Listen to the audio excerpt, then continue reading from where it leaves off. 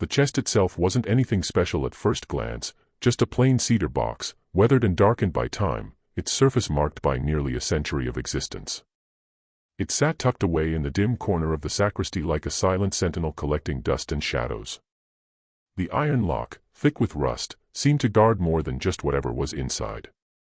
It protected a profound, almost heavy silence that had settled over St. Gideon's Church for generations. This wasn't merely an old piece of furniture someone had forgotten about. It was a sealed vault holding time itself, containing a secret so potent, so deeply buried, that when it finally came to light it wouldn't just rewrite the history of a small Louisiana parish.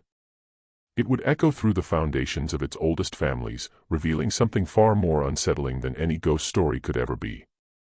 Ascension Parish, Louisiana, in 1948 was the kind of place steeped in that rich, heavy air that history leaves behind. The past wasn't simply remembered there, it was felt, a constant presence hanging beneath that humid sky. The Mississippi River moved through the landscape like a broad muddy artery, carrying echoes of steamboats and whispers from forgotten eras. Along its banks the land stretched flat and fertile, dominated by sprawling sugarcane fields that had shaped the region's economy and social fabric for centuries. The air seemed to hum constantly with cicadas, thick with the scent of damp earth, blooming magnolia, and that faint cloying sweetness of molasses drifting from nearby sugar mills. Spanish moss draped like ghostly shrouds from ancient live oaks, their gnarled branches reaching out over quiet sun-dappled roads, creating tunnels of green shade that offered brief relief from that relentless southern sun. This was a South still figuring out its identity, slowly emerging from the shadow of the Second World War yet firmly rooted in traditions stretching back to the antebellum era. The war had brought changes, new ideas, a sense of progress to some parts of the nation. But in Ascension Parish, life moved at a deliberately slow pace, almost reverent in its rhythms. The old plantation houses, some still grand while others slowly surrendered to encroaching vines and relentless humidity, stood as monuments to a bygone age. Their columns and verandas whispered tales of wealth and power built on the backs of enslaved labor. The social order, though shifting subtly, still carried those indelible marks, a complex tapestry woven from threads of race, class, and unspoken understandings. At the heart of this landscape, nestled among a grove of pecan trees, stood St. Gideon's Church. It was a modest structure built of white-painted clapboard, its steeple rising modestly against the vast Louisiana sky. The church represented continuity, a spiritual anchor for a predominantly white Baptist congregation whose roots in the parish ran as deep as the river itself. Built in 1850 on land that had once belonged to the sprawling Vieuxclain Plantation, one of the largest and most prosperous sugar operations along the Mississippi corridor, St. Gideon's radiated an aura of quiet, unshakable permanence. Its stained glass windows, though simple, cast colored light across worn wooden pews, illuminating generations of prayers, hymns, and sermons. For nearly a century it had been a place of solace, community, and unwavering faith, a sanctuary where the past received honor and the future was met with steadfast resolve. The ground it stood upon, however, held secrets far older and more troubling than any of its congregants could have imagined. It was into this world, this particular blend of tradition and subtle change, that Roy Drain arrived in late spring of 1948. Roy was young, barely 27, but the war had etched lines around his eyes that made him seem older. He was a carpenter by trade, a practical man with calloused hands and a keen eye for the integrity of wood and stone. He had seen things in the Pacific, in those steaming jungles and on those blood-soaked beaches, things that stripped away any youthful naivete and left him with a quiet, almost detached pragmatism. He had learned to assess situations quickly, identify weaknesses, approach problems with a direct no-nonsense attitude. When he looked at an old building, he didn't just see its aesthetic charm, he saw its structural bones, its vulnerabilities, the stories its timbers could tell if only someone knew how to listen. Roy had been hired by the church elders to oversee a much-needed renovation of St. Gideon's. The roof leaked during heavy rains, the old wiring posed a fire hazard, and the sacristy, that small room adjacent to the altar where the minister prepared for services and church records were kept, was particularly damp and neglected. It was the kind of job that required respect for old ways but also a firm hand to bring the building into the modern age. Roy, with his quiet competence and that steady gaze of a veteran, seemed perfect for the task. He arrived with his toolbox, a roll of blueprints, and a mind focused on the practicalities of joists, planks, and plaster. He had no interest in ghosts or hidden histories. He was there to fix a church. He couldn't have known that the church, in its own silent way, was about to fix him, or at least profoundly alter his understanding of the world. His first few days were spent assessing damage, shoring up weak spots, clearing out decades of accumulated clutter. The sacristy particularly was a treasure trove of forgotten items, dusty hymnals, moth-eaten vestments, stacks of yellowed parish bulletins, a collection of old and used communion chalices. It was amid this forgotten detritus that Roy first noticed it. Tucked away in a shadowy corner behind a stack of old sermon notes sat a plain cedar chest.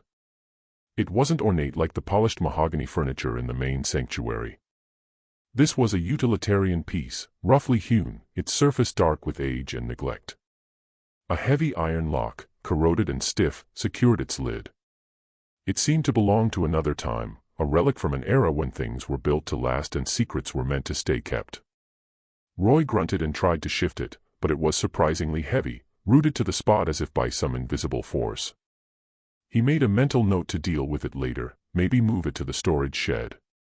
He had no idea that this simple forgotten chest was about to become the center of a storm that had been brewing for 90 years. The morning of the discovery dawned hot and heavy, even for a Louisiana summer. The air hung thick and still, promising a thunderstorm that never quite broke, leaving everything in a state of suspended anticipation. Roy had been working in the sacristy for several hours, the rhythmic scrape of his sandpaper against old wood the only sound disturbing the church's profound quiet. He had finally cleared enough space to properly examine the cedar chest.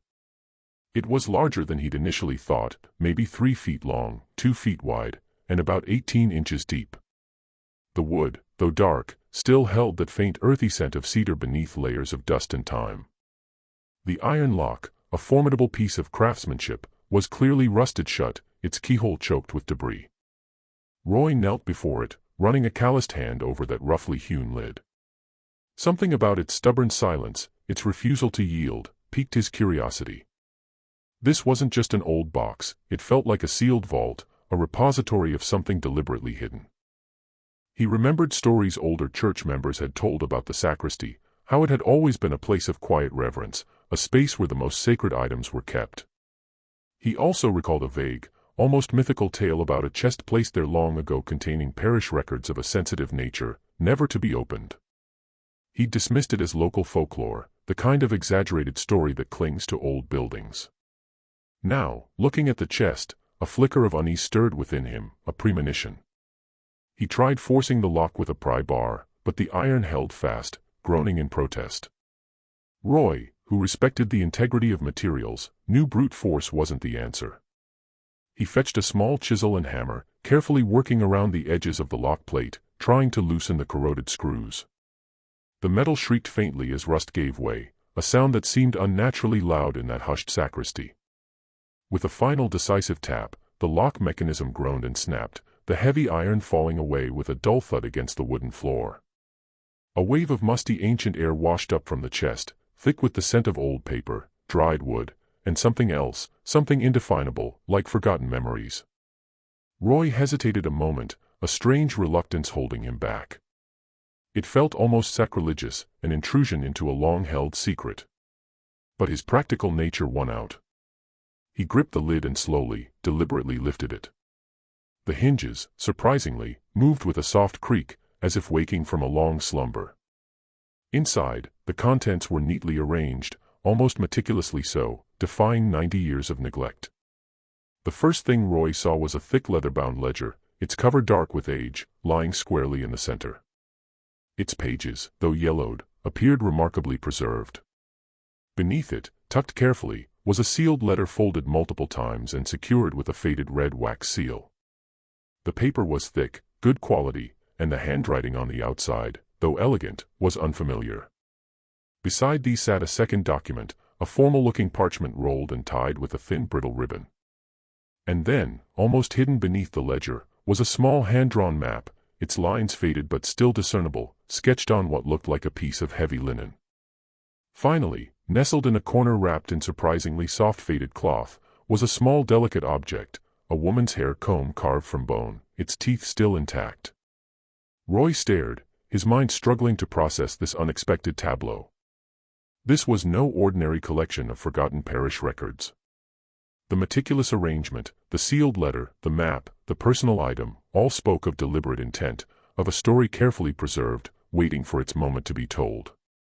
He reached in, fingers trembling slightly, and carefully lifted the ledger.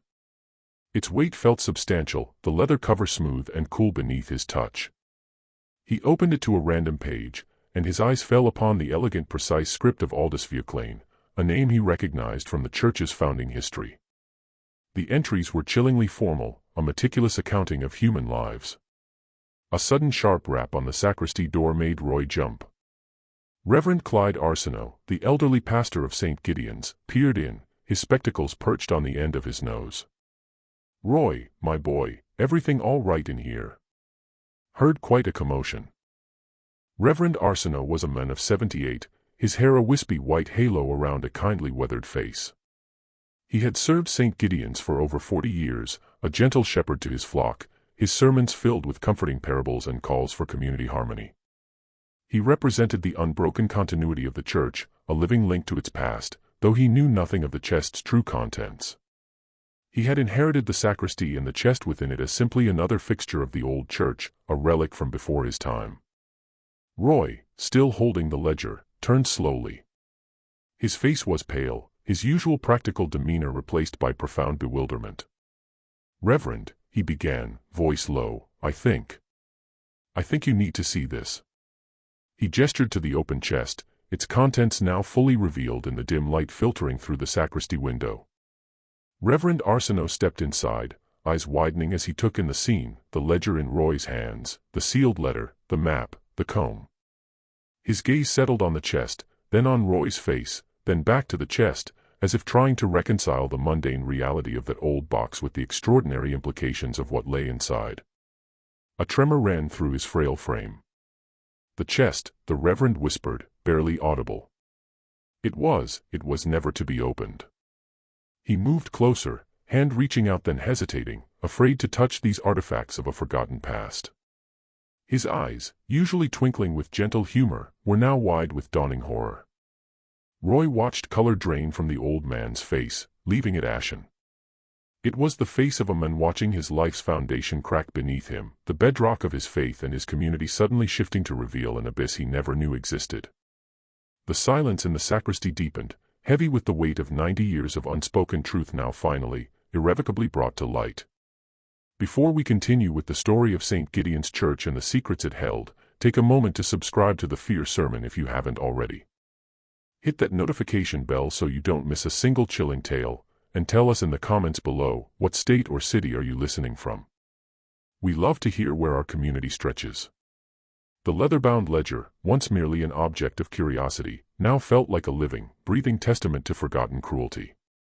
Roy and Reverend Arsenault carefully laid it open on the sacristy table, its pages brittle and yellowed, emitting that faint sweet scent of aged paper and dried ink. Aldous Vuclain's elegant precise handwriting filled those pages, a script so perfectly formed it seemed almost artistic, a stark contrast to the chilling nature of its content. It was, as Roy would later reflect, the penmanship of a man who had convinced himself that what he wrote was not monstrous, but merely an orderly accounting of his earthly possessions. The ledger was a meticulous record of enslaved people on the Vuclain plantation, spanning from 1839 to 1857.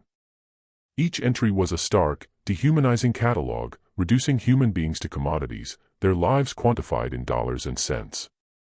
Yet within this cold accounting, Aldous Vuclain's personal notes, scribbled in margins or beneath formal entries, revealed a profound and disturbing awareness of the very humanity he sought to deny.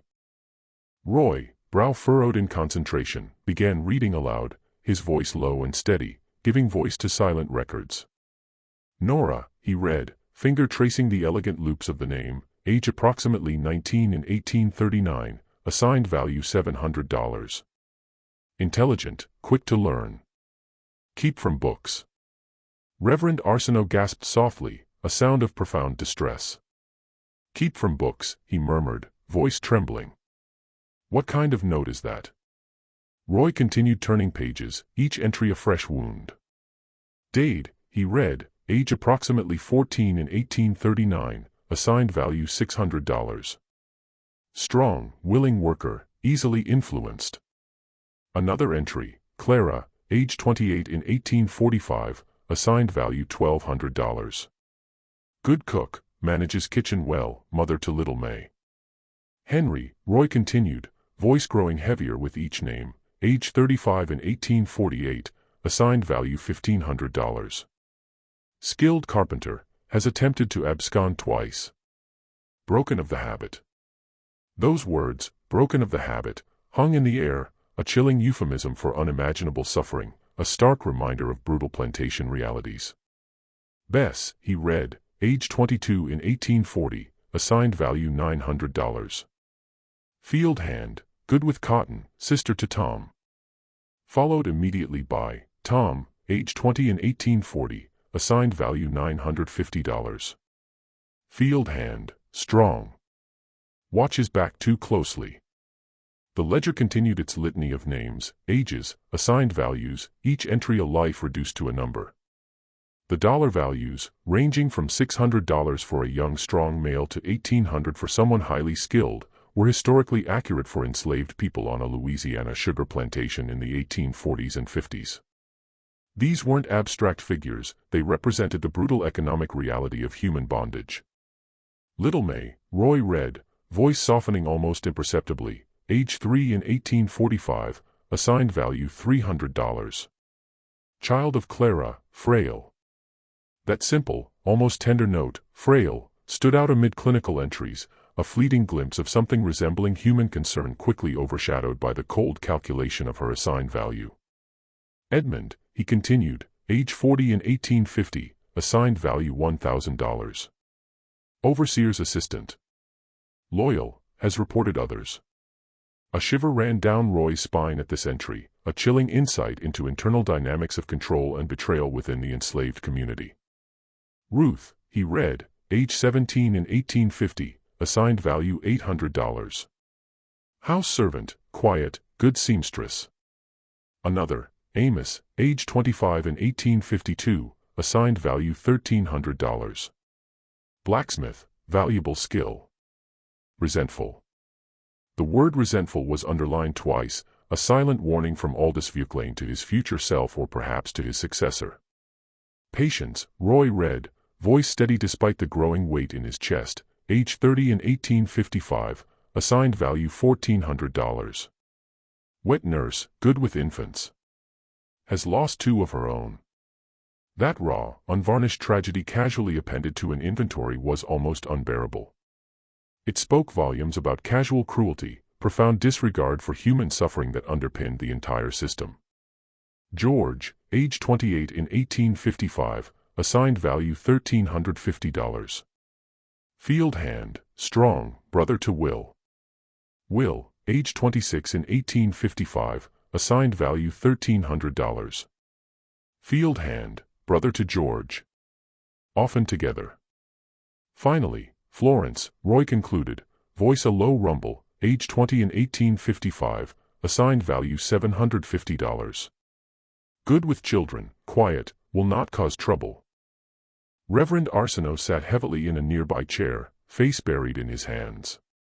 The ledger with its elegant script and brutal content was a testament to profound moral blindness. Aldous Vuclane, a deacon of this very church, a man who preached the gospel of Christ, had meticulously recorded human lives as property, noting their skills, relationships, perceived character flaws, even their deepest sorrows, all while assigning them monetary value. He knew who these people were as human beings.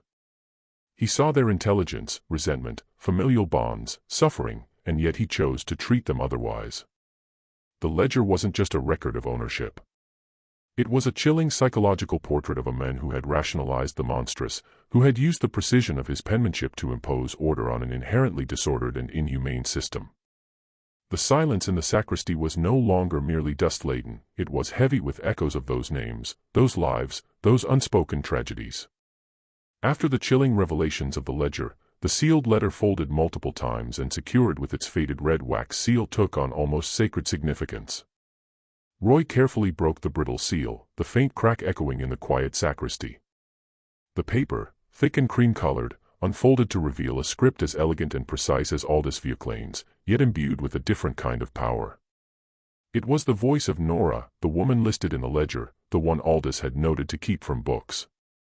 Her letter, addressed simply, "To whoever opens this," was the emotional and narrative centerpiece of the entire discovery. Roy began reading, his voice hushed, giving life to words that had been silent for 90 years. "To whoever opens this, my name is Nora. I was born on this land on the Vuclain Plantation in the year of our Lord 1820, or so I was told. My mother was Clara, a field hand. My father I never knew. My life, like the lives of all those around me, was not my own. It was a life of labor, of obedience, of constant watchfulness. Yet even in such a life, the mind can find its own paths. I learned to read and write not from a teacher, for such a thing was forbidden to us, but by observation. The Vuclain children, Master Aldous and his sister Miss Alara, had their lessons on the veranda. I was often tasked with bringing them refreshments or sweeping nearby. I watched their tutor, a kind but oblivious woman, trace letters in the sand. Heard her recite the sounds. I saw the books, the way symbols on the page transformed into words, then into stories, then into knowledge. At night, by dim light of a stolen candle, I would practice tracing letters in the dirt with a stick, then on scraps of paper I found, mimicking the elegant script I saw in the master's ledgers. It was a slow, painstaking process, fraught with danger. But the hunger for understanding was a fire that could not be extinguished. I learned the language of the masters, not to speak it, but to understand their world, and perhaps to find a way out of it. Over many years, a quiet understanding grew among some of us, a shared yearning for freedom, a belief that another life was possible beyond the cane fields. We spoke in whispers, in glances, in subtle shifts of our daily routines. The river, the great Mississippi, was not just a boundary, it was a path, a promise. We knew of the networks, the whispers of the Underground Railroad, the routes north. But the Vuclain Plantation was vast, isolated, heavily guarded. Escape was not a matter of impulse, it was a matter of meticulous planning, of patience, of courage. I became, by necessity, the architect of our hope. My ability to read allowed me to study maps, understand the currents of the river, decipher the few coded messages that sometimes found their way to us through sympathetic travelers. I devised a system of my own, a code woven into patterns of cloth we made for the household, a certain knot, a specific color thread, a particular stitch. These were not merely decorations. They were messages, directions, timings. We communicated under the very noses of our overseers, our hopes and fears stitched into the fabric of our daily lives. The plan came together over nearly a decade. 14 of us, bound by a shared dream, prepared for the night of August 14, 1857. We had gathered what little we could, dried provisions, a few tools, the clothes on our backs. Our destination was a point upriver where a contact, a freeman of color, was to meet us with a flatboat ready to carry us further north. The moon was new, the night dark, the air heavy with promise of rain. We moved like shadows through the cane fields, hearts pounding with a mixture of terror and exhilarating hope. There was Clara, my mother, her face etched with quiet determination. There was Henry, the carpenter, his hands usually so strong now trembling with anticipation. There was Bess and Tom, always together, hands clasped. There was Patience, her eyes reflecting quiet sorrow of a mother who had lost too much, now seeking a future for what little hope remained. And there was Dade. Dade was a strong man, a good worker, but his spirit was restless. He yearned for freedom with an intensity that sometimes bordered on desperation.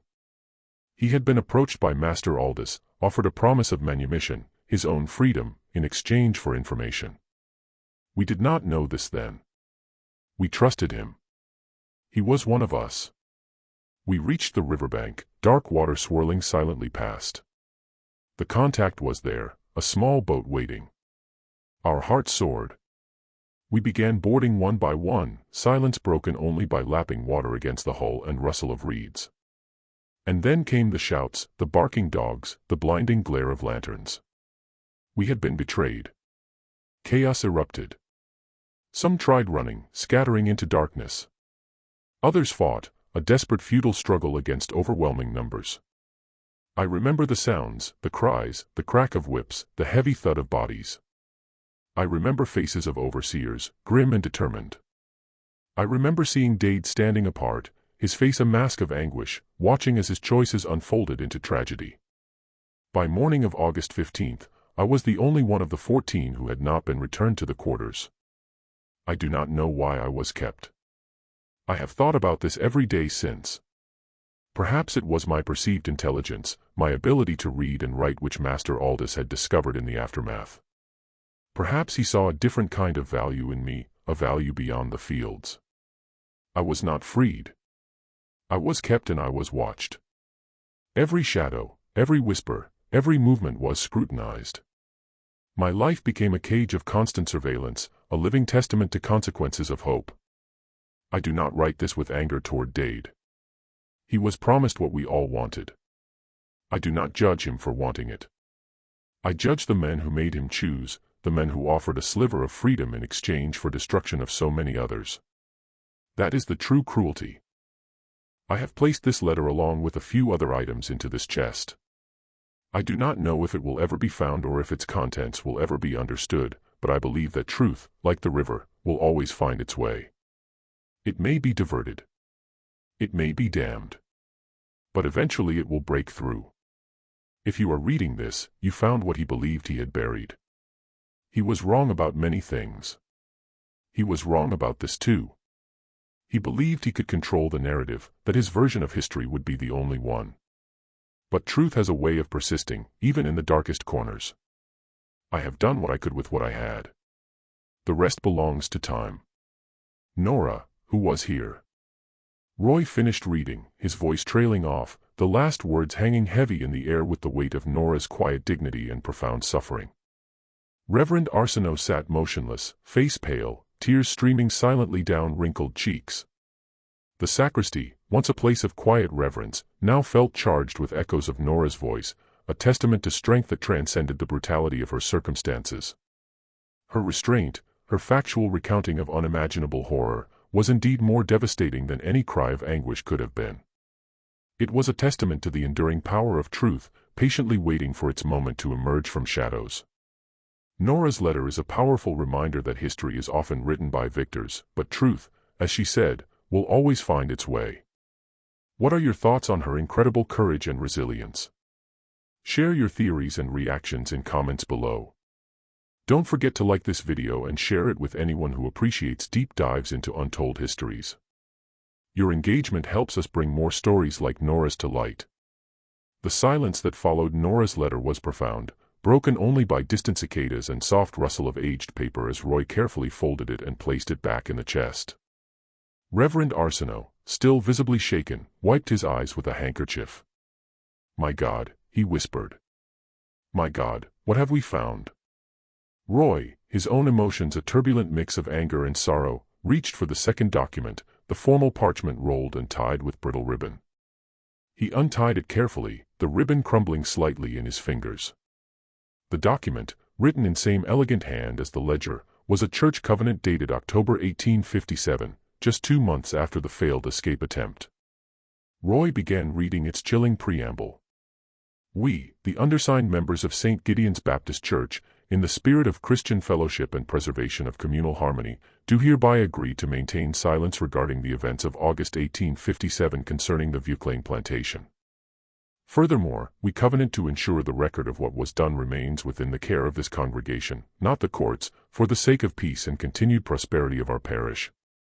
Below the preamble were 11 signatures, meticulously penned. Roy read them aloud, each name a fresh blow to the Reverend's already shattered composure. 1. Aldous Vieuclain. 2. Thomas Du Bois. 3. Elias Albright. 4. Samuel Miller. 5. Joseph Fontenot. 6. Caleb Boudreau. 7. Daniel Landry. 8. Matthew Hebert. 9. Paul Broussard. 10. Pierre Thibodeau. 11. William Thorne. As Roy spoke each name, Reverend Arsenault flinched, eyes wide with dawning horror. Du Bois. Miller. Fontenot. Landry. Hebert. He murmured, barely audible. These are the names of our founding families, Roy. The pillars of this community. Their descendants still sit in these pews every Sunday. The implication was stark, undeniable. 11 prominent men, leaders of church and community, had not only known about brutal suppression of the escape attempt, but had actively conspired to cover it up, to bury truth for sake of communal harmony and continued prosperity. They had signed their names to a pact of silence, ensuring official record and legal consequences would never see light of day. The church, meant to be a beacon of moral truth, had instead become accomplice in its suppression. Roy's gaze then fell upon the small hand-drawn map sketched on heavy linen.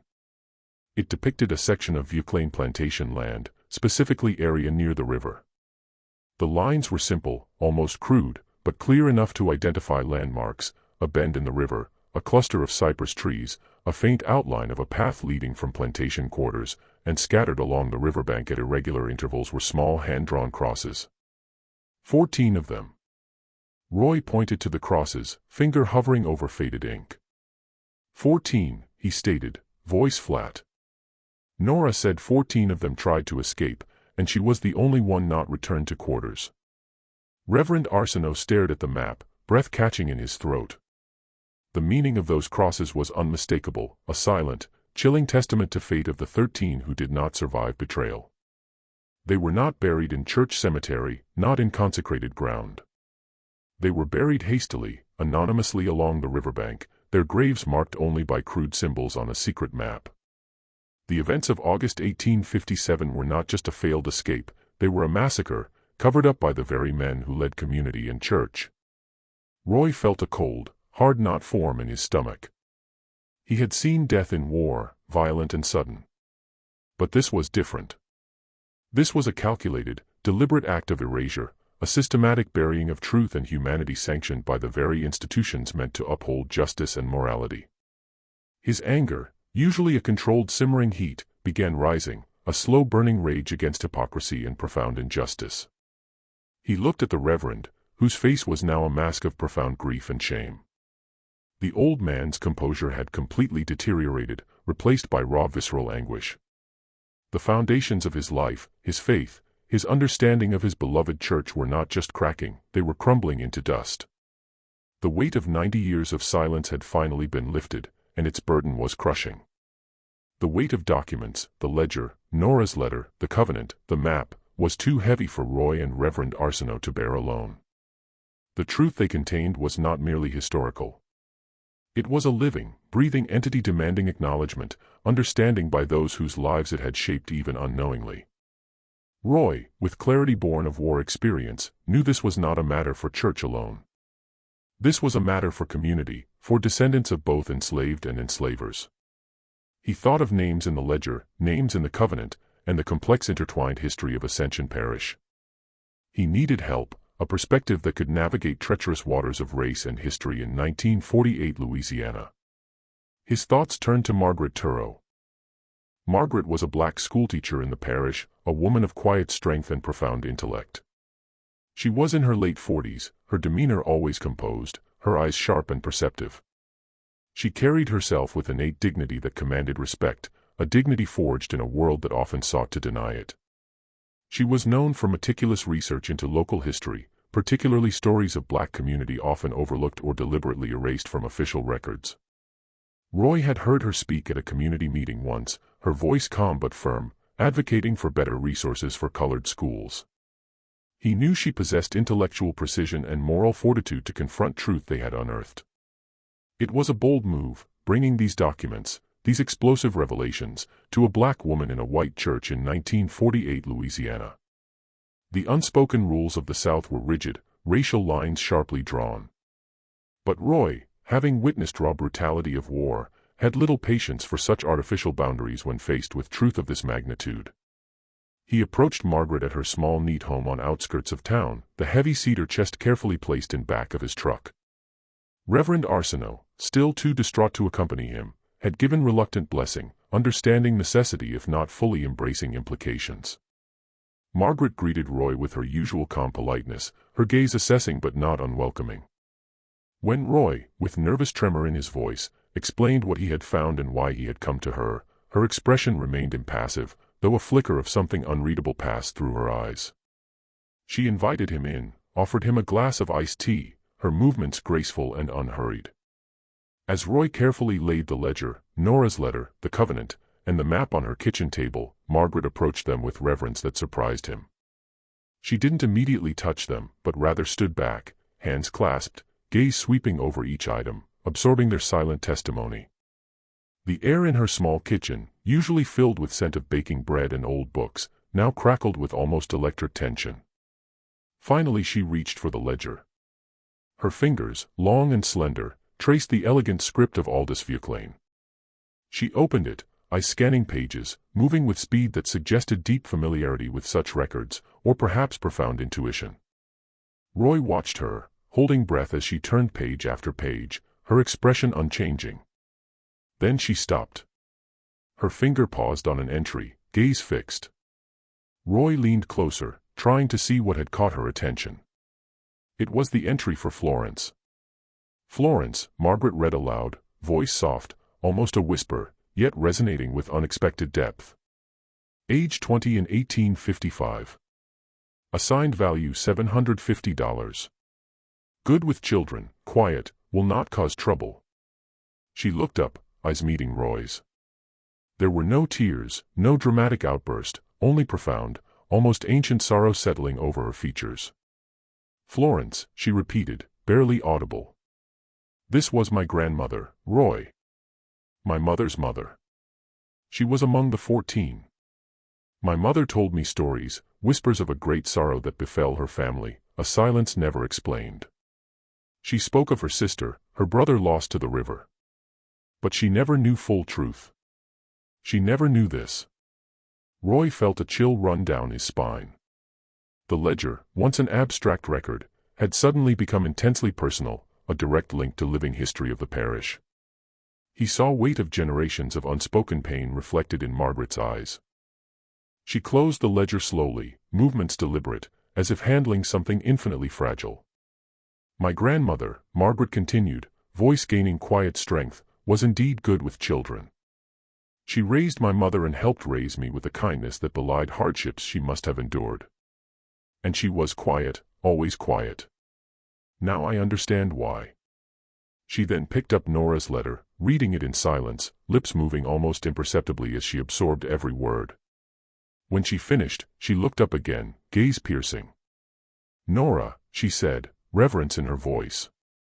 She was a woman of extraordinary courage, to learn to read, to plan such an escape, to write this letter. It is testament to indomitable spirit that even cruelest system could not break. The conversation that followed was not one of recrimination or anger, at least not for Margaret. Instead, it was quiet measured discussion about implications of what they had found. Margaret spoke of burden of history, the way past unacknowledged continues shaping present. She spoke of families in parish, both black and white, whose lives had been built on this foundation of silence and injustice. Her composure was extraordinary, testament to strength honed by generations of enduring hardship and injustice. Roy, who had witnessed raw visceral emotions of war, found himself humbled by her quiet power, by profound weight of understanding she carried with such grace. He realized then that the chest had not just revealed a secret, it had revealed profound truth about very fabric of their community. A truth that Margaret Turrow more than anyone was prepared to face. The documents, particularly Nora's letter and the ledger, raised a question that gnawed at Roy and Margaret, a lingering shadow amid already dark revelations. What had become of Dade, the man who betrayed his own people? Promised freedom by Aldous Vuclain. Had he received his reward? Had he truly been freed, or was his fate another layer of Plantation's intricate web of deceit? Nora's letter had spoken of Dade with chilling lack of anger, profound understanding of impossible choice forced upon him. Dade was promised what we all wanted, she had written. I do not judge him for wanting it. I judge the men who made him choose. This statement more than any other highlighted moral abyss into which Aldous Vuclain had plunged, manipulating human desperation for his own ends. Roy and Margaret meticulously combed through ledger, searching for any further mention of Dade after August 1857 entry. They found it, a single line, very last entry in book, dated October 1857, just 2 months after failed escape attempt. It was written in Aldous Vuclain's precise hand, devoid of any personal notes or emotional inflection. Dade, removed from service, debt settled. That was all. No explanation, no location, no record of manumission, no indication of where he went or what debt settled truly meant. The ambiguity was deliberate, a final calculated act of control by Aldous Vuclain. Roy and Margaret spent hours discussing this cryptic entry. Removed from service, Roy mused, tapping finger on ledger page. It could mean he was freed, sent away, or something far worse. It's too vague. Margaret nodded slowly, gaze distant as if peering into past. In those days, removed from service could mean anything from being sold to another plantation far away to being disposed of. And debt settled is even more chilling. What debt? The debt of his betrayal, or the debt of his very existence? They checked parish courthouse records, searching for any document of manumission for a man named Dade from Vuclain Plantation. Nothing, no official record of his freedom. This absence was not definitive proof of continued enslavement or demise, as manumission records could be incomplete or deliberately obscured, but it certainly didn't support idea that Aldous had kept his promise in straightforward legal manner. The question of Dade's fate became a haunting echo, testament to ultimate powerlessness of those caught in system of slavery. Aldous Vuclain, the meticulous record-keeper, had chosen to leave this one entry deliberately opaque. Had he kept promise to Dade, granting freedom but doing so in a way that left no official trace, perhaps to avoid setting precedent or incurring wrath of peers? Or had he, once Dade served his purpose, simply eliminated him, ensuring secret of betrayal died with betrayer? The ledger offered no answers, only chilling void. Aldous kept his promise, Roy said, voice heavy with cynicism, or he didn't. There's no way to know, and that's the point, isn't it? He controlled narrative even of Dade's fate. He left just enough ambiguity to maintain his own twisted sense of justice, or perhaps to assuage whatever sliver of conscience he possessed. Margaret looked at map again, at 14 crosses near river.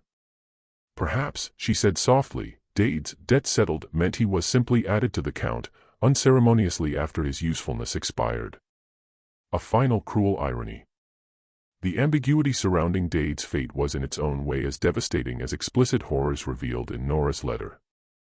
It underscored absolute power wielded by men like Aldous Vuclain, a power extending even to erasure of a life, leaving behind only cryptic phrase and enduring question mark.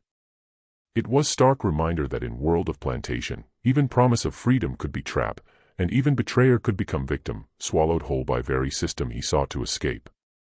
Just when we thought we'd seen it all, the horror in Ascension Parish intensifies with chilling mystery of Dade's fate and silent testimony of those 14 crosses. What do you think happened to Dade? Was he freed, or was his debt settled in far more sinister way? Let us know your theories in comments. And if you're finding this story as gripping as we are, please consider supporting the Fear Sermon by becoming channel member or leaving super thanks. Your support helps us uncover more of these forgotten histories. Amidst the weighty documents, ledger, letter, covenant, map, there was one object standing apart in its simplicity, yet holding profound, almost heartbreaking significance. The woman's hair comb of bone, carefully wrapped in piece of faded cloth. It was small and delicate, teeth slightly worn, surface smooth from years of handling. Not a grand piece, not heirloom of wealth, but personal intimate object, a tangible link to a life systematically erased. Roy picked it up, turning it over in fingers. The bone was cool and smooth, carving simple but elegant, testament to quiet artistry. He knew instinctively this was not object belonging to plantation mistress. This was something crafted by necessity, perhaps by love, from meager resources available to enslaved person. To confirm intuition, Roy took comb to skilled craftsman in Baton Rouge, an elderly man known for expertise in antique tools and folk art. The craftsman examined comb under magnifying glass, weathered fingers tracing its contours. Cattle bone, he pronounced, voice raspy. Hand-carved, no professional tools. Likely made by someone with patience and skill, but without access to proper workshop. Personal item for sure, not something you'd buy in store. His words confirmed what Roy already suspected. The comb belonged to an enslaved woman, a piece of her identity, her daily ritual carefully preserved. The comb then was Nora's, or perhaps Clara's, or Florence's, or Bessa's. It belonged to one of the women whose lives were reduced to numbers in Aldous Vuclain's ledger. It was silent, poignant counterpoint to cold clinical records, a whisper of humanity in worlds seeking to deny it. But the comb, along with Nora's letter, presented most perplexing and enduring mystery of all. How did these items, so deeply personal, so profoundly incriminating, end up sealed inside chest in church sacristy, a place of such guarded sanctity? How did Nora, an enslaved woman under constant surveillance after failed escape, gain access to very heart of white community's spiritual domain? How did she know chest would be sealed, preserved, eventually opened 90 years later? Roy and Margaret spent countless hours poring over church's old blueprints, studying layout of St. Gideon's as it would have been in 1857. The sacristy was small private room accessible only through door from main altar area or small rarely used side entrance. It was where minister prepared, where sacred vestments and communion vessels were kept, where sensitive church records were stored. Not a place where enslaved person, particularly one just involved in major escape attempt, would have unsupervised access. Risks immense, consequences unthinkable. It doesn't make sense, Roy muttered, tracing lines on blueprint. She couldn't have just walked in there. Not after what happened. She was being watched, she said so herself. Margaret, brow furrowed in thought, considered possibilities. Perhaps she had an accomplice within church, someone who believed in her cause, someone who could have placed items for her. But the covenant, signed by 11 prominent members, suggested conspiracy of silence, not of aid. The only possibility that seemed to hold any weight, however unsettling, was one neither wanted to fully articulate at first. A theory so audacious, so profoundly contradictory to everything they knew about Aldous Vuclain, it seemed almost impossible. What if? Margaret began, voice barely whisper.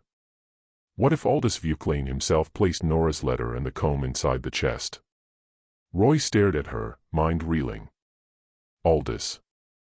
The men who wrote the ledger, signed the covenant to bury truth, made Dade choose. The same men, Margaret affirmed, gaze steady. Think about it, Roy. Who else would have had authority, access, knowledge of chest's purpose and eventual sealing? Who else could ensure these items were preserved untouched for 90 years in very heart of institutions seeking to suppress their truth? The idea was profoundly disturbing. It suggested level of internal conflict within Aldous Vuclain almost unfathomable. Why would he, architect of cover-up, meticulous record-keeper of human property, also be one to preserve evidence condemning himself and his community? Was it guilt? Profound unacknowledged guilt gnawing at conscience, compelling preservation of truth even as he actively suppressed it? Was it form of record-keeping, twisted desire to ensure even if courts never knew, God or future generations would? Was it desperate final act of a man who, despite monstrous actions, could not entirely extinguish flicker of humanity within himself? Perhaps he saw Nora's letter not as threat, but as testament to truth he could not deny, even to himself. He sealed it away not to destroy, but to preserve, knowing one day truth would demand to be heard. The comb then became symbol of this profound contradiction, simple personal object, tangible piece of Nora's life, placed by very men who sought to control and erase her. It was silent eloquent question mark at heart of entire story, final inexplicable act defying easy answers. The chest, it seemed, was not just repository of secrets, but testament to complex often contradictory nature of human soul, capable of both immense cruelty and strange almost desperate need for truth, even if that truth condemned itself. The year was 1948. The chest had been opened. The truth, raw and unvarnished, lay exposed on sacristy table of St. Gideon's Church. Roy Drain, the pragmatic carpenter, had read it. Margaret Turrow, the dignified schoolteacher, had read it, recognizing her own family's history within its pages. Reverend Clyde Arsenault, the gentle pastor, had seen his life's work, his understanding of his community, crumble before his eyes. The documents existed. Names were real. Events of August 1857 were no longer whispers, they were concrete undeniable facts. But what happens when a community built on generations of silence is suddenly confronted with such devastating truth? There would be no trials. Perpetrators, Aldous Vuclane and 10 other signatories of covenant, were long dead, bones resting in very cemetery bordering church. There would be no arrests. Legal system of 1948 Louisiana was not equipped nor inclined to prosecute historical injustices of this magnitude, especially when they implicated founding families of prominent white parish. What actually happened was far more subtle, more insidious, and in its own way just as revealing of enduring power structures of the time. Reverend Arsenault, after days of profound introspection and anguished prayer, made a decision. He understood that to publicly expose contents of Chest, to publish Nora's letter and covenant in local newspaper, would not only tear community apart, but would likely be met with fierce resistance, denial, potentially violence. Racial tensions of era were too volatile, ingrained prejudices too deep. Truth, he realized, could be destructive force if unleashed without careful consideration. Instead, he chose path of quiet internal reckoning. He convened private meeting, not of entire congregation, but of most senior elders, men whose families had been pillars of St. Gideon's for generations. He laid out documents, explained their origin, allowed them to read ledger, Nora's letter, covenant for themselves. Reactions varied: shock, disbelief, anger, and in some cases profound unsettling silence. 3 families whose surnames appeared on covenant, the Dubois, the Millers, the Fontenaux, were quietly informed of ancestors' involvement. Conversations were discreet, held behind closed doors, details never publicly disclosed. Within a month, all 3 families, prominent members of St. Gideon's for decades, quietly left congregation. They didn't make scene. They simply stopped attending. Their absence, silent yet palpable acknowledgement of unbearable weight of family past. Their departure was noted, whispered about, but never openly discussed. Fabric of community had been irrevocably altered, but surface remained largely undisturbed. The documents themselves, ledger, Nora's letter, covenant, map, were not destroyed. Reverend Arsenault, guided by newfound moral clarity, understood their immense historical value. He arranged for them to be turned over to Historical Archive in New Orleans, reputable institution known for preservation of Southern history. Not courthouse, not newspaper, not public forum for immediate justice, but place of scholarly record, repository where truth could be held, protected, eventually perhaps understood by future generations. Margaret Turow, however, ensured story would not be buried again. With characteristic precision and unwavering resolve, she wrote careful detailed account of what had been found, contextualizing documents within broader history of slavery and black experience in Louisiana.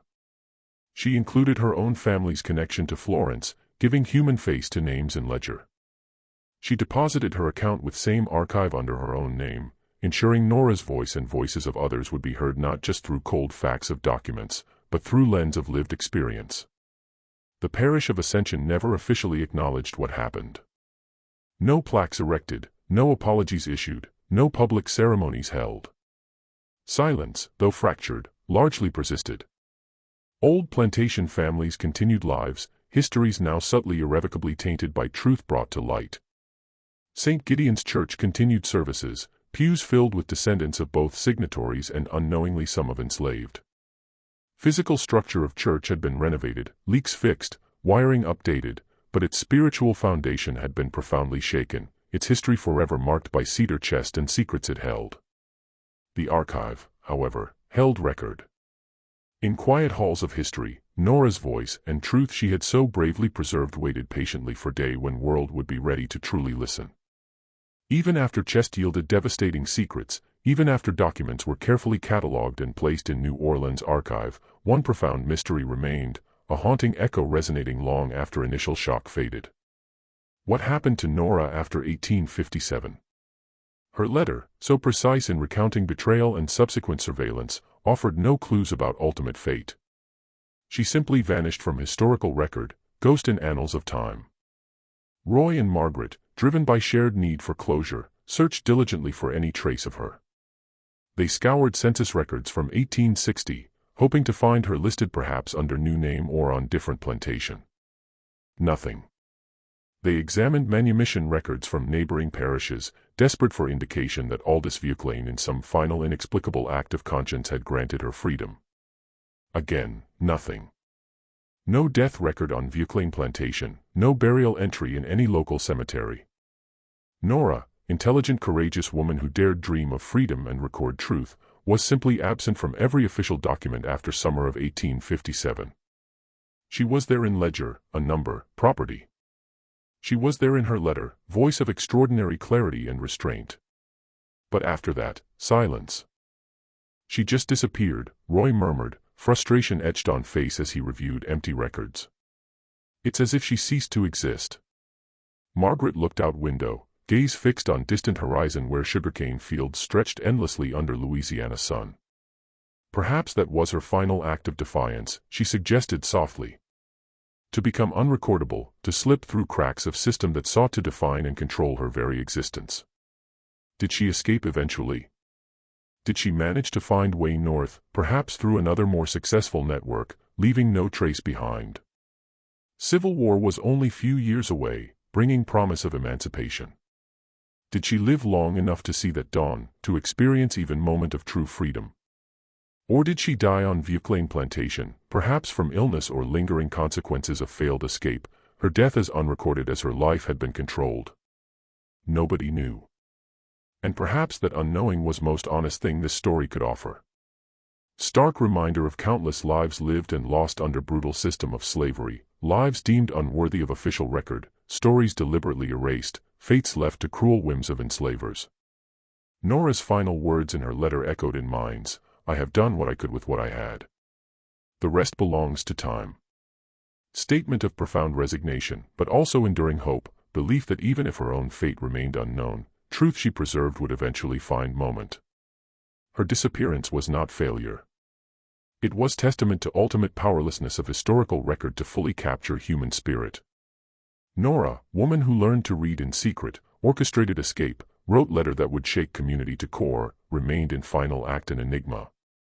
She was symbol of countless untold stories, unrecorded acts of resistance, quiet dignities persisting even in face of unimaginable oppression. Her final mystery was not void, but space filled with echoes of all those never fully seen, never fully known, yet whose lives like hers left indelible mark on landscape of history. Roy Drain, the young carpenter who pried open locked cedar chest, carried weight of its contents with him for rest of life. He never spoke about it publicly, never sought fame or recognition for discovery. Experience profoundly altered perception of world, deepening quiet pragmatism acquired in war into profound understanding of hidden currents of history and human nature. He continued carpentry, building and repairing, hands always busy, but mind often returned to sacristy, to musty scent of old paper, to Nora's precise unwavering voice. In private journal found after his death in 1989 at age 68, he had penned final poignant reflection, the worst thing about the chest wasn't what was in it. It was knowing it had been there the whole time. Every Sunday, every baptism, every funeral, the whole community gathered around something they thought was holy ground. And underneath it was a truth nobody wanted to name. It taught me that the past isn't dead.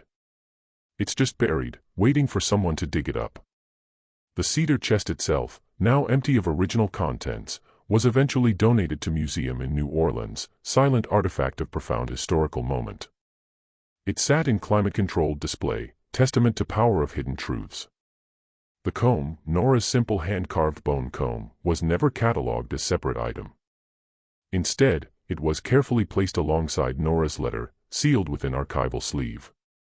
They remained together, tangible and textual, silent enduring testament to life of courage, story of betrayal, and truth that refused to stay buried. The story of locked church chest and plantation secret it held is not merely tale of single discovery. It is profound reflection on architecture of silence that entire communities build around terrible knowledge. It speaks to enduring power of those who, like Nora, dare to record truth, even when world conspires to erase it. It reminds us that history is not just found in grand narratives and official documents, but in quiet whispers, hidden objects, courageous acts of individuals who, against all odds, refuse to be forgotten. The past, as Roy Drain understood, is always present, waiting for us to listen, to learn, to finally acknowledge truths long buried beneath our feet. What do you think of this story? What does Nora's courage mean to you? Leave comment below and let us know thoughts. And if you found this journey into forgotten past compelling, please like this video and share it with others.